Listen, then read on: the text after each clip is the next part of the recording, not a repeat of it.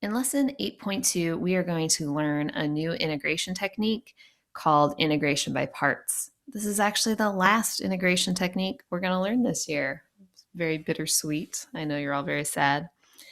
Now, we just went through in lesson 8.1 all these different integration techniques. Basically, we reviewed everything that we know how to do. There are still things that we cannot integrate. Namely, right now, we can't do stuff. For example, this one, x e to the x. We cannot take the antiderivative of this. If this were a plus sign, we could split it up into two different ones and it would be no problem, or a minus sign, same thing. But when we have this product, there's no way to split it up. A u substitution is not going to work here. It doesn't fit any of our, arctangent, arcsine, any of those type of things. So we cannot do this one. We need a different technique called integration by parts. And as it says here in the notes, it's particularly useful for integrands that have products. Okay, it is based on the product rule for derivatives. So I'm going to show you where it comes from, and then I'll show you how to use it. Okay, so this is just where it comes from. So let's say we have two functions, u and v, right here, and we want to take the derivative of them. So our product rule says the derivative is 1, which is the function u, 1 d2 plus 2 d1. Okay, so that's just what it looks like. That's based on the product rule. Now what I'm going to do is I'm going to take the antiderivative of both sides. Okay, so we're going to take the antiderivative of everything with respect to x.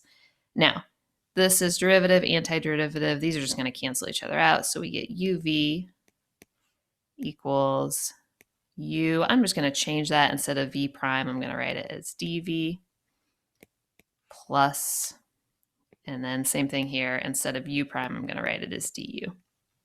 Okay. And then the last thing I'm going to do is subtract this guy from both sides. Okay. All right, so on this side of the equation, I have the integral of u dv, and that is equal to uv minus the integral of v du. And that is exactly what we have right here. Okay, so integration by parts is this. If you take an integral, u dv is equal to uv minus the integral of v du.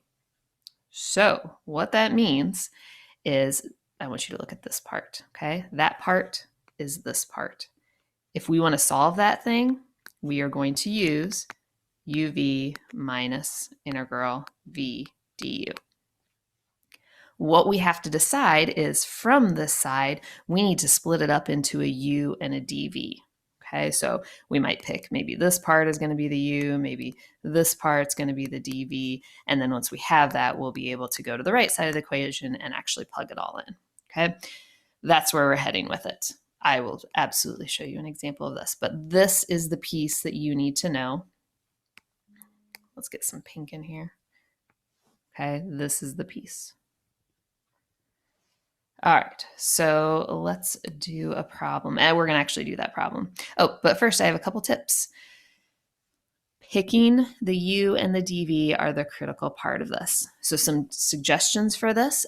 You want to try letting dv be the most complicated portion of the thing that you can take the antiderivative of.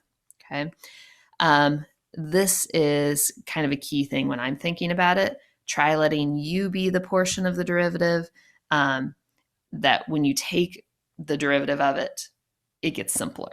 Okay, so let u be the portion whose derivative is simpler. Okay, so here's how we're going to do this. I want to find blue again because I like blue, makes me happy. All right, so this is that product we were talking about. What we're going to do is we want it to be u v minus the integral of v du. And what we have to do is we have to decide which part of this thing is this side, u and dv. Okay, so we have to make a decision. What is u and what is dv? Okay, again, we want u to be the portion whose derivative gets simpler. So I'm going to pick u to be x, and that's going to make dv e to the x dx. All right, so that makes du, the derivative of that is just 1 dx. And that makes v, the antiderivative of e to the x dx, is just e to the x. Okay, so now that we have all those pieces, we're going to plug in. So u over here, u is x, v is e to the x. Then we're going to take the antiderivative of v, remember that was e to the x, times du, and du is dx. Okay, and all of a sudden, this is something we can do. This part's done. And the antiderivative of e to the x dx is just e to the x plus c. And that's it. We have taken the antiderivative of this. If you want to check it, we can do a check. That would be a great idea. I'm so glad you brought it up. Okay, so let's check it. We're going to take this thing and we're going to take the derivative of it. Okay, so take the derivative of this with respect to x. So this part here is a product rule. So we get 1 d2 plus 2 d1 minus e to the x, and the derivative of c is just 0. So e to the x and negative e to the x are going to cancel. Of course, we don't need the 0, and we get x e to the x, which is exactly what we started with. Okay, so this does work. I'll walk you through more examples of this in the next video.